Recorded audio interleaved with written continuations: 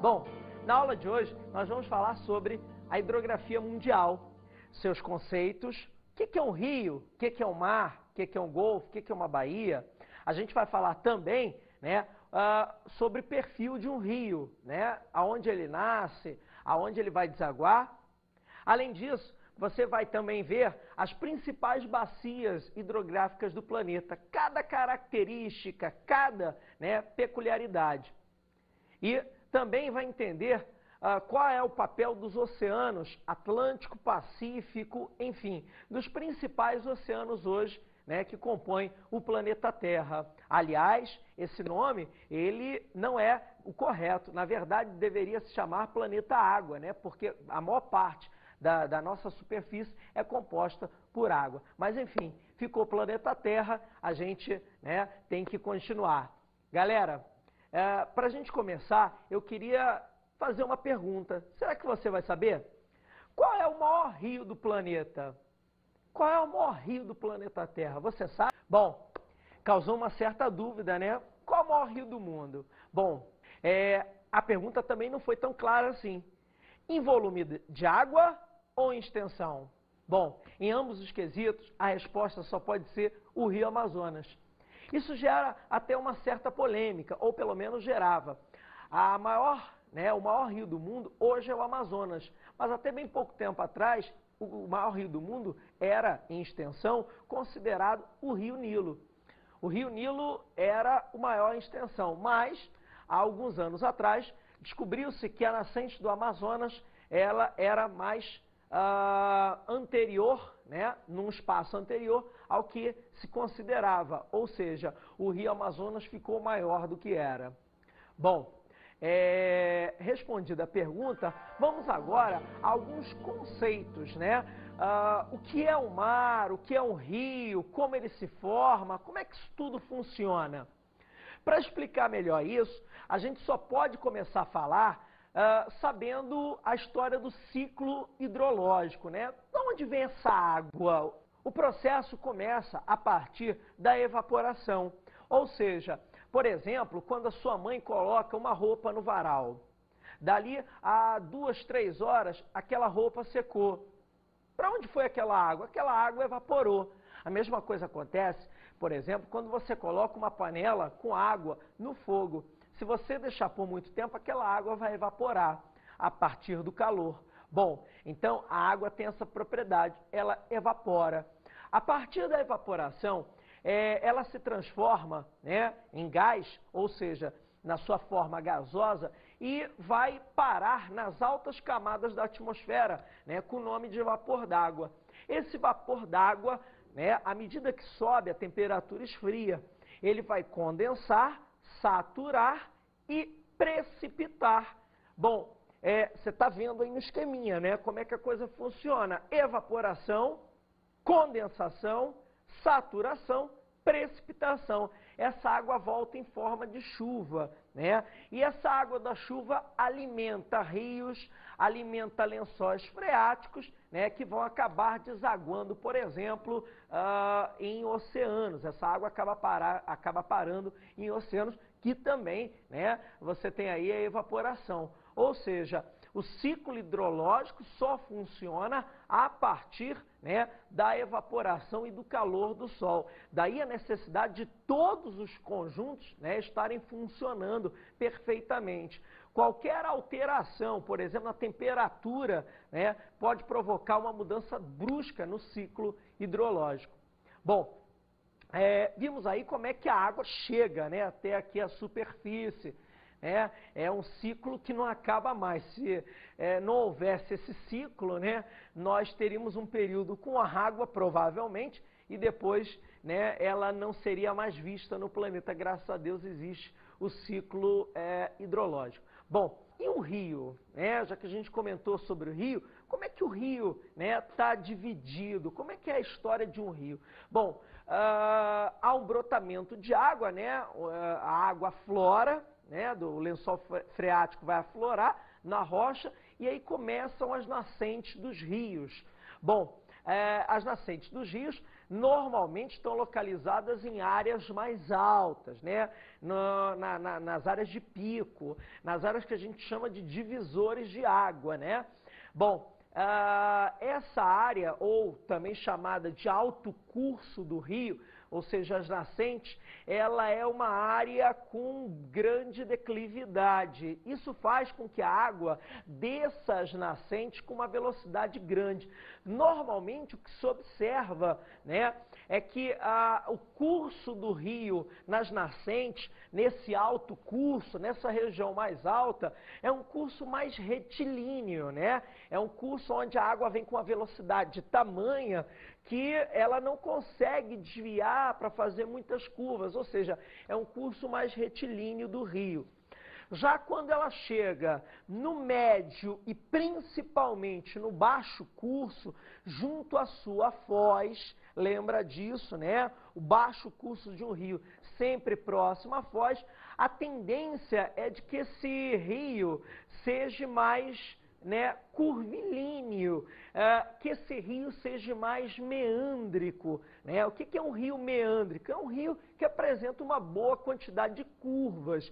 Isso está relacionado à área mais plana, mais baixa e à diminuição da velocidade, né? A velocidade de transporte da água é menor devido à menor declividade, né? O terreno mais plano, a água vai mais devagar, né? Vai fazendo mais curvas.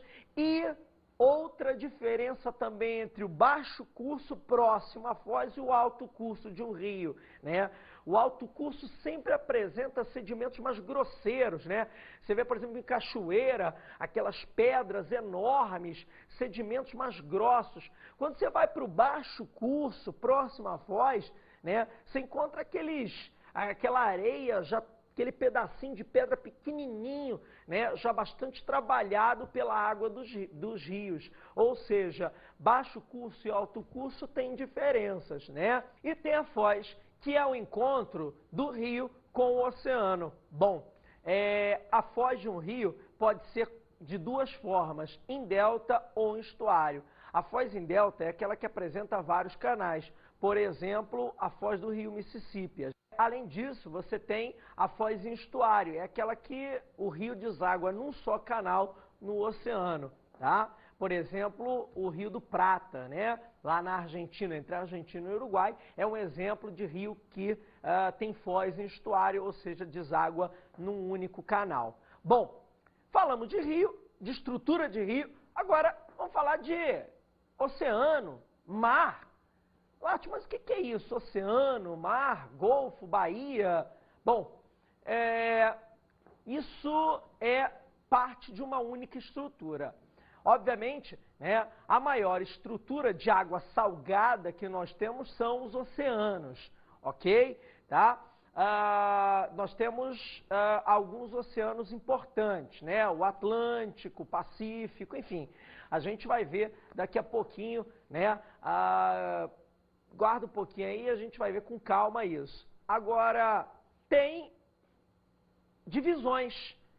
Os oceanos têm subdivisões importantes, né? Por exemplo, uma divisão é a dos mares, né? Existem mares abertos, mares fechados e mares semifechados. Por exemplo, o mar é um pedacinho, né, do oceano. Você tem, por exemplo, o mar aberto, o mar Arábico, né? O mar de Bengala, ali no sul da Ásia. Exemplo de mar semifechado seria o mar Mediterrâneo, né? E um exemplo de mar fechado seria o mar Cáspio, né? São três exemplos aí de mares, são estruturas grandes, né? São subdivisões grandes dos oceanos. Agora, tem a estrutura de golfo, tem estrutura de baía e tem estrutura de saco. Duarte, o que é um golfo, o que é uma baía, o que é um saco? Golfo, baía e saco se diferenciam basicamente pelo tamanho também. A maior dimensão é a do golfo, né? Por exemplo, o Golfo Pérsico. Menorzinho, você tem a baía, por exemplo, Baía de Guanabara, né? A Baía de Hudson. próximo a Nova York. E, por último, você tem o Saco, que é a menor estrutura de todas essas que eu falei, né? Por exemplo, é uma reentrançazinha, né? Por exemplo, no Rio de Janeiro, próximo a Niterói, você tem o Saco de São Francisco e outras, tá? Enfim, as estruturas se diferenciam basicamente pelo tamanho. Claro, a maior estrutura de todas, o oceano, né? A estrutura gigantesca. Você tem os mares, que são subdivisões, e aí os golfos, as baías, terminando com os sacos, ok? Voltamos a falar de rios, né? E para falar de rios, a gente tem que entender as principais bacias hidrográficas do planeta. Elas que são tão importantes para a nossa vida. Bom, a primeira, a maior de todas, é a Bacia Amazônica. A Bacia Amazônica, ela compreende boa parte do território brasileiro, né, e boa parte do território de outros países sul-americanos, como, por exemplo, a Colômbia, o Peru, a Venezuela. Bom, trata-se da maior bacia hidrográfica do planeta.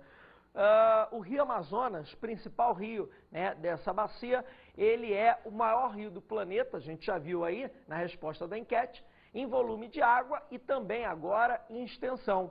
Bom, o Rio Amazonas em si é um rio de planície, né? Não tem grande potencial hidrelétrico na sua extensão. Agora, os seus afluentes fazem com que a bacia amazônica tenha um grande potencial hidrelétrico, sim. Veja bem, né? Os afluentes do Amazonas é que têm um grande potencial hidrelétrico. Por quê? Porque vem descendo o Planalto brasileiro e vem descendo o Planalto das Guianas. Então, isso faz com que eles, nessa descida de Planalto rumo ao rio Amazonas principal, eles tenham, né, várias quedas d'água, proporcionando aí um grande potencial hidrelétrico. Sem contar na importância, né, para a biodiversidade da região, né? Os rios da Amazônia são muito visitados, inclusive por ecoturistas, né, do mundo inteiro, interessados na sua fauna, na sua flora, né? Principalmente na quantidade de peixes, né? A maior quantidade de peixes por metro quadrado do planeta é registrado na Amazônia, em alguns rios da Amazônia, que são extremamente ricos aí, não só em quantidade de peixes, mas principalmente na diversidade. Sem contar na importância também estratégica, né, da bacia. Ela está localizada próxima à linha do Equador, né? E os países, devido a esse banco genético, tentam protegê-la da maior forma possível, né? Principalmente contra a ação aí de queimadas, de biopirataria, e os rios têm um papel importante nesse contexto, pois servem, né, de vias de navegação, de transporte para regiões onde, por exemplo, helicópteros, aviões de grande porte, automóveis não podem chegar, os navios e barcos, principalmente, né, os barcos pequenos, chegam com facilidade. As bacias africanas são também de extrema importância a nível mundial hidrográfico. Bom, são compostas por vários rios, sendo que dois têm grande destaque.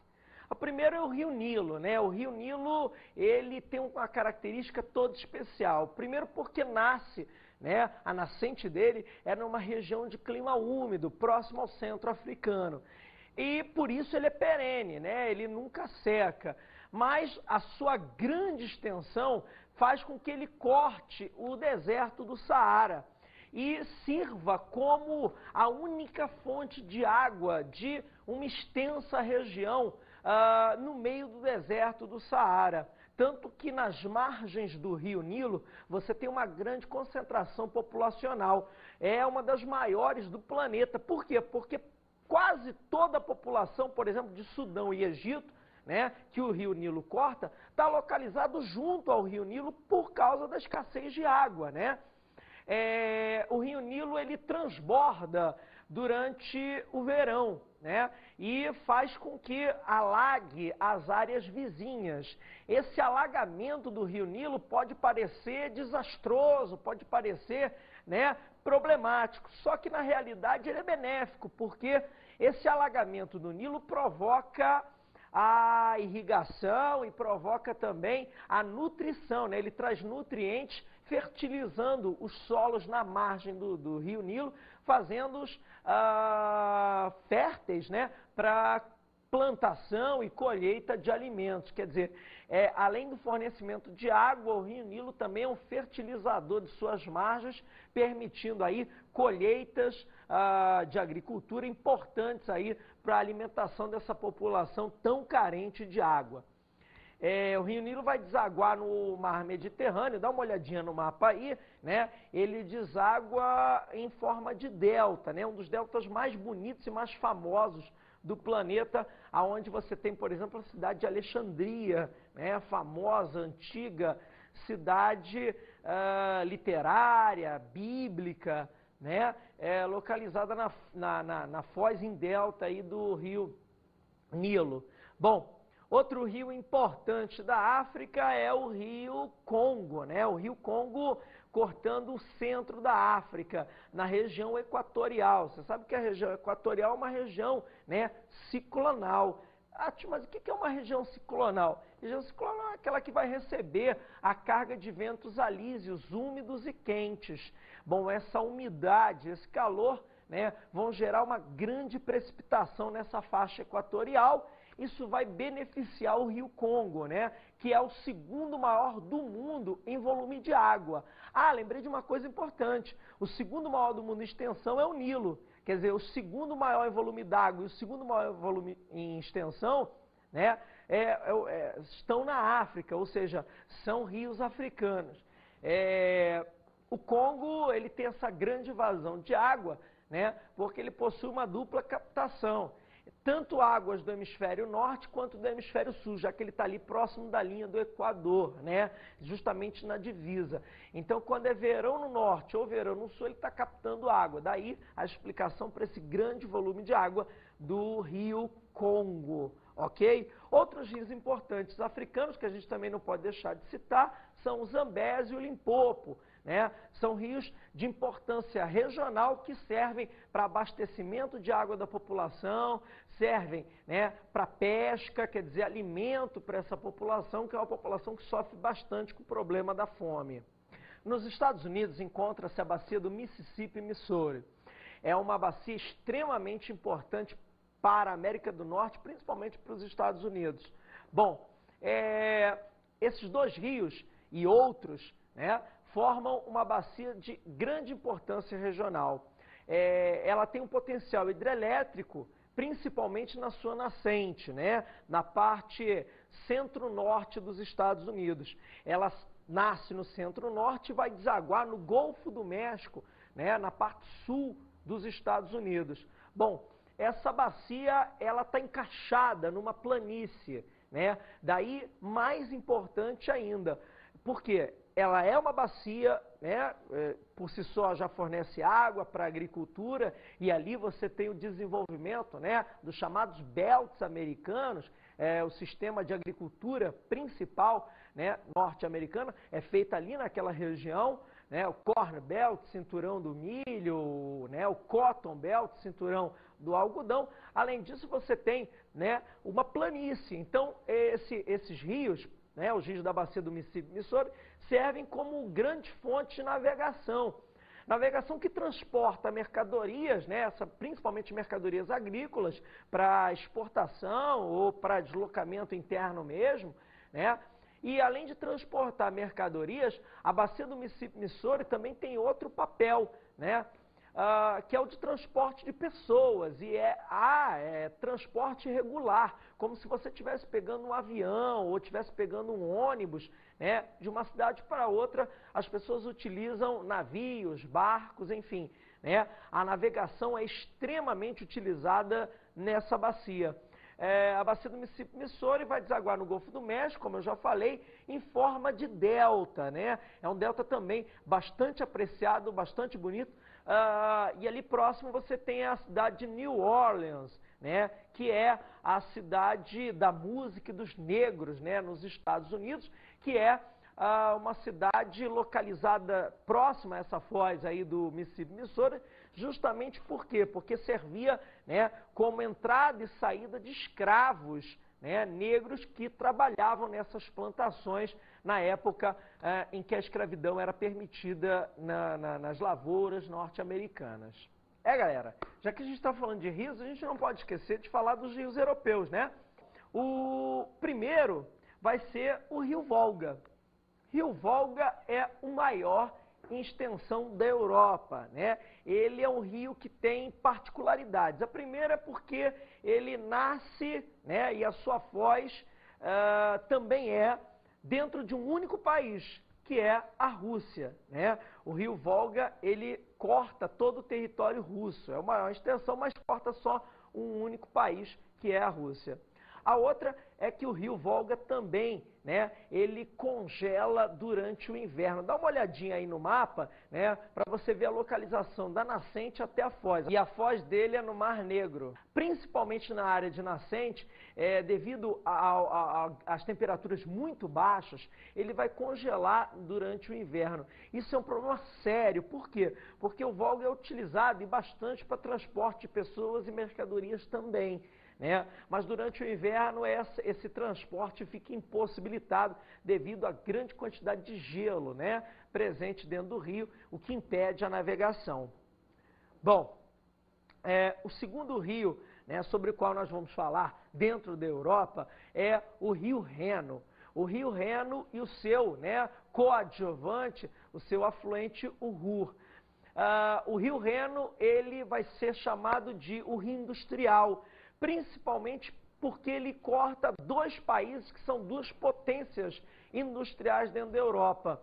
Uma é a França, outra é a Alemanha. Ele vai fazer divisa entre França e Alemanha. Dá uma olhadinha aí, né, no mapa do Rio Reno. Ele nasce nos Alpes, na Suíça, e vai em direção ao Mar do Norte, né, cortando aí França e Alemanha, né? Ele faz ali a divisa entre França e Alemanha e vai desaguar no porto de Roterdã, né?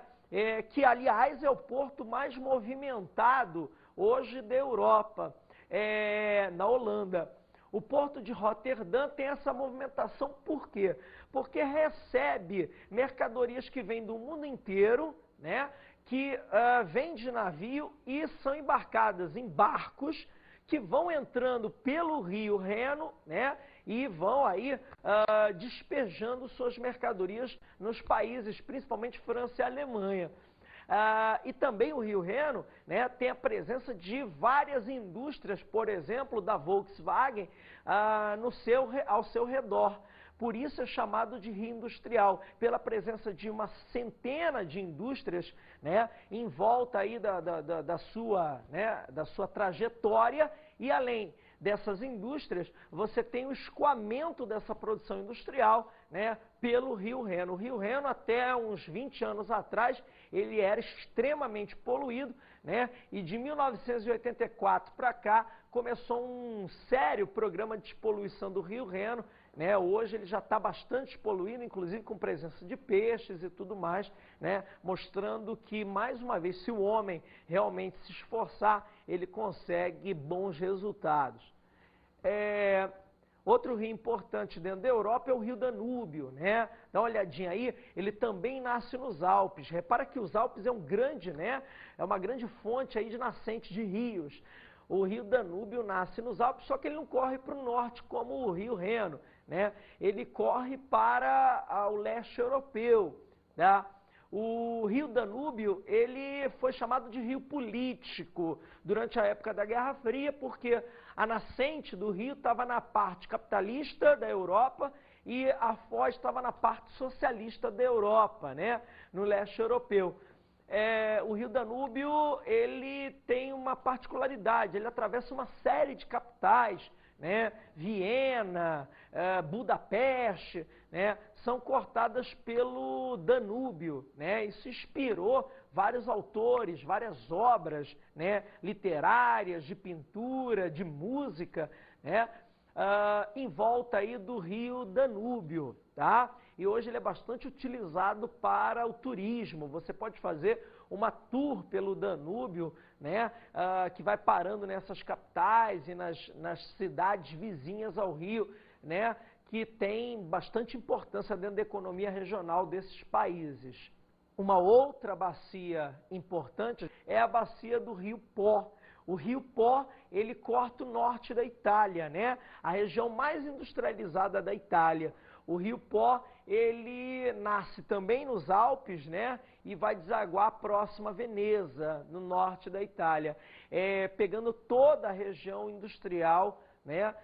Que se localiza principalmente em volta de duas cidades, Turim e Milão, né? Então, aquela região do Pó, na Itália, é uma região bastante industrializada, em contraste até com o sul italiano, que é uma região bastante agrícola e relativamente atrasada. O norte não, né? Isso se deve muito ao Rio Pó e à facilidade de obtenção de água por parte desse rio.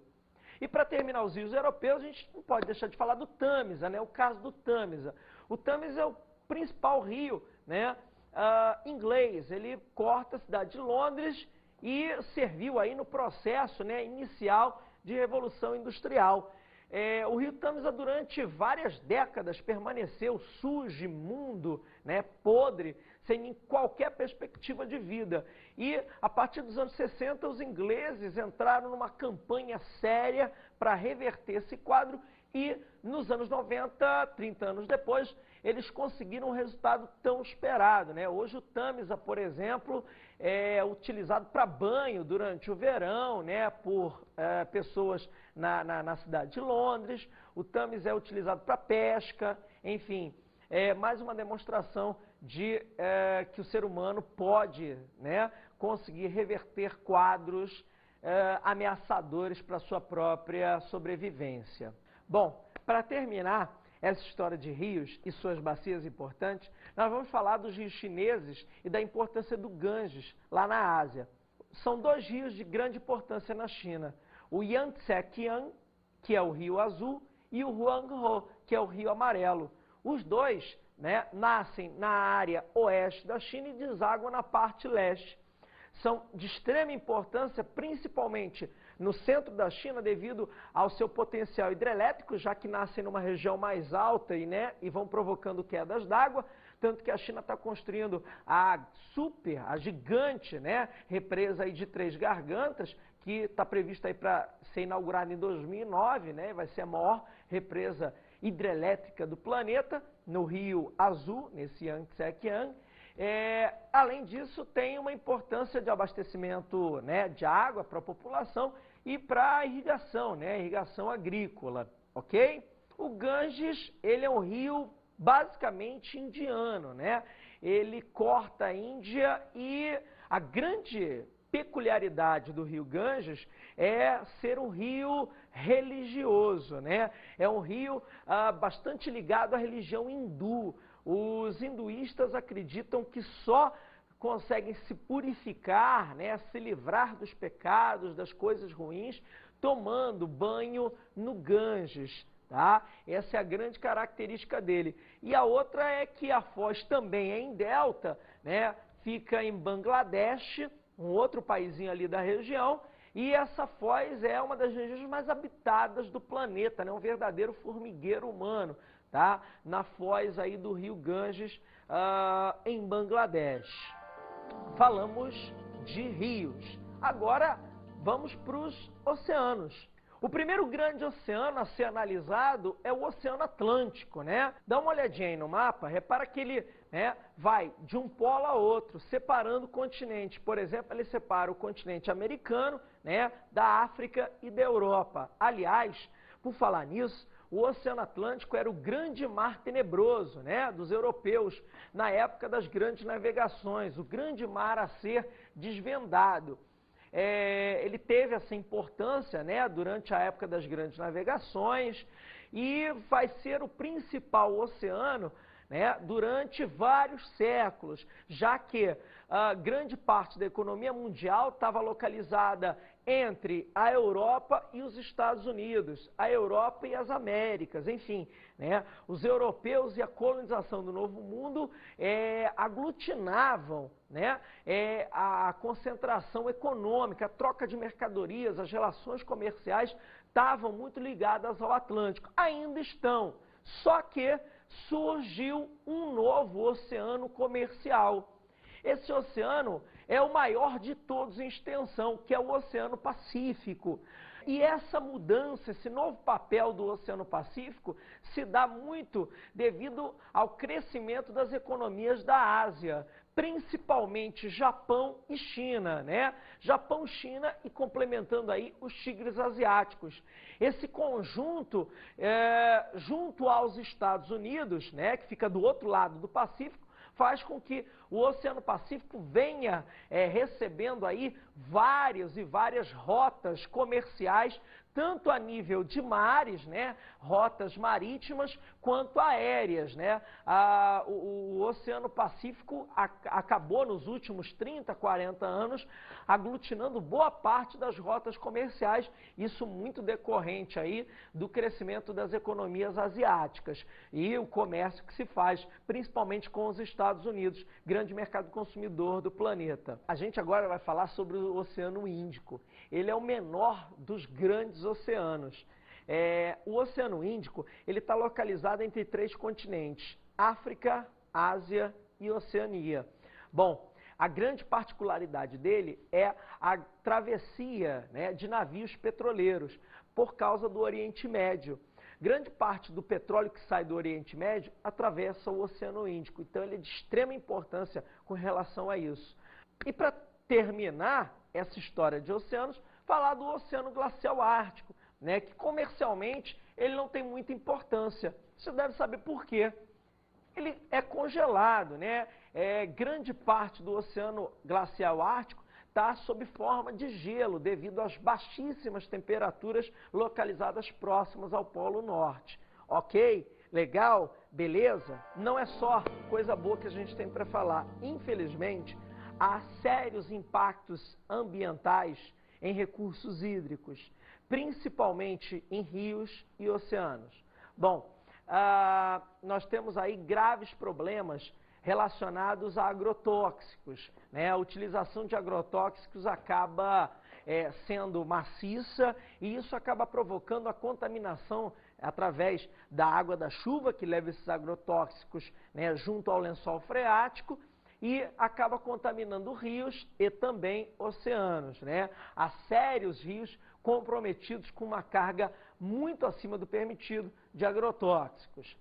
Outra forma de contaminação, né, tanto de rios quanto de oceanos, é o despejo de resíduos industriais e residenciais, também bastante comprometedor, né, junto ao meio ambiente. Várias espécies de animais e vegetais sofrendo com esse despejo, né, inescrupuloso aí de dejetos, tanto de indústrias quanto residenciais. Uma solução seria, por exemplo, a construção, né, de estações de tratamento para tratar esses resíduos que vão ser despejados em rios e oceanos. Uma solução para o caso dos agrotóxicos seria a utilização, né, de produtos cada vez mais orgânicos, né, ou então a substituição por agentes biológicos que fariam o papel, né, desses agrotóxicos.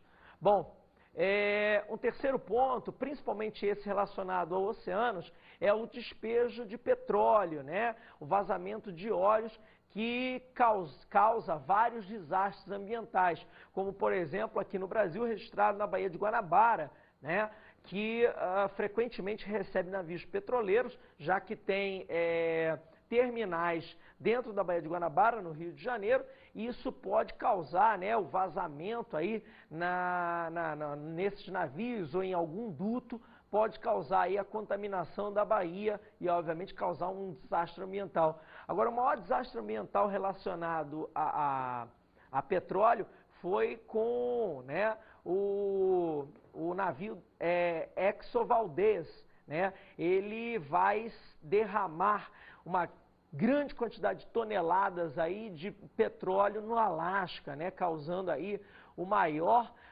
desastre ambiental da história, ok?